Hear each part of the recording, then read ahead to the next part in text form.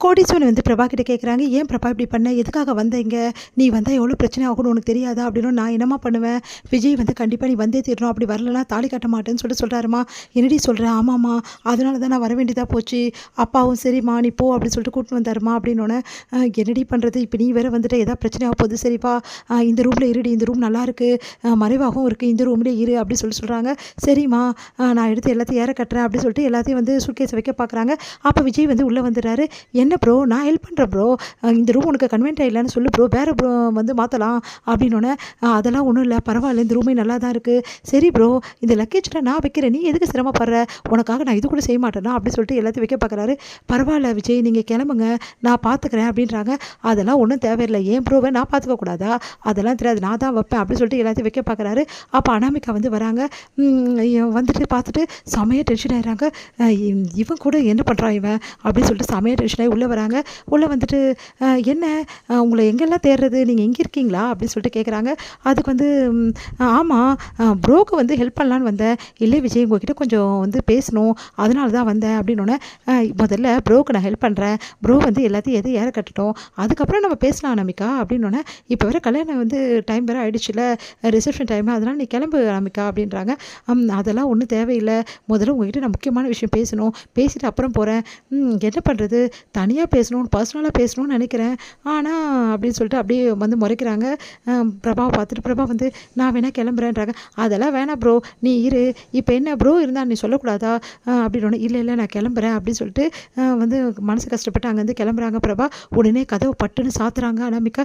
"என்ன அனாமிகா இப்படி பண்ணுற? ப்ரோ ஏதோ தப்பாக நினச்சிக்க போகிறா?" அப்படின்னோடனே, "அதெல்லாம் ஒன்றும் இல்லை தப்பாக நினைக்க மாட்டா. ஒரு முக்கியமான விஷயம் பேச தான் வந்தேன்." அப்படின்னு சொல்கிறாங்க. "என்ன விஷயம்? என்கிட்ட என்ன பேசணும்?" அப்படின்னோடனே அப்படியே கிட்ட நெருங்குறாங்க. "என்ன அனாமிகா இப்படி பண்ணுற? யாரோ வந்துட்டு போகிறாங்க." "அதெல்லாம் ஒன்றும் வரமாட்டாங்க." அப்படின்னு சொல்லிட்டு அப்படியே வந்து தோள் மேலே கையை போடுறாங்க. உடனே வந்து கிட்ட வராங்க. அப்படி கிஸ் பண்ணுற மாதிரி உடனே சந்தோஷமடைகிறாரு விஜய். இங்கே வந்து என்ன பண்ணுறாங்க, பிரபா வந்து வெளியே போய் நிற்கிறாங்க. "என்னம்மா வெளியே நிற்கிற?" அப்படின்னு சொல்லிட்டு அங்கே வராங்க காயத்ரி அவங்க வீட்டுக்காரும். அது வந்து அப்படின்னோடனே, என்ன பண்ணுறான் விஜய்? உள்ளே ஏன் ரூம் கதவு சாத்தியிருக்கு அப்படின்னு சொல்லிட்டு கதவை திறக்க பார்க்குறான். பார்த்தா 2 பேரும் க்ளோஸாக நிற்கிறத பார்த்துட்டு உடனே வந்து என்ன பண்ணுறதுன்னு விஜய் தவிக்கிறம்மா. "நான் ஒன்றும் இல்லைம்மா கல்யாணத்துக்கு முன்னாடியே வாடா. ஏன்டா இப்படிலாம் பண்ணுற? அனாமிகா என்னம்மா நீ? எல்லோரும் என்ன நினைப்பாங்க?" அப்படின்னோடனே, "சாரி ஆண்டி." அப்படின்னு சொல்லிட்டு அவங்க வந்து போகிறாங்க. இந்த மாதிரி நடந்துருச்சு அவங்ககிட்ட பேசிடலாம் நினச்சிப்பேன் அப்படின்னு சொல்லி டென்ஷனாக வராங்க. இங்கே வந்து இதை எல்லாத்தையுமே பார்த்து வந்து பிரபா மனசு கஷ்டப்படுறாங்க. அவங்களால தாங்கிக்கவே முடியல. அப்படியே அழுகையாக வருது. அதை தாங்க முடியாமல் அப்படியே வந்து தண்ணியை வந்து அப்படியே இது பண்ணிக்கிறாங்க. அடுத்து வந்து, "சரிம்மா நீ உள்ளே போயிருமா." அப்படின்னு சொல்லிட்டு உள்ளே போக சொல்கிறாங்க. "என்னடா விஜய் இப்படி பண்ணுற?" அப்படின்னு சொல்லிட்டு விஜய் கூட்டிகிட்டு போகிறாங்க. அனாமிகாவோட பேரண்ட்ஸ் வந்து அனாமிகா கிட்ட வராங்க. கேட்குறாங்க, "என்ன விஜய் கிட்ட பேசிட்டியா? எப்படியாவது அவங்ககிட்ட காசை வாங்க பாரு. இல்லைனா அவ்வளோதான் நம்ம கதை பெருசாகிடும். கடன்காரங்க வேறு வந்துடுவாங்க."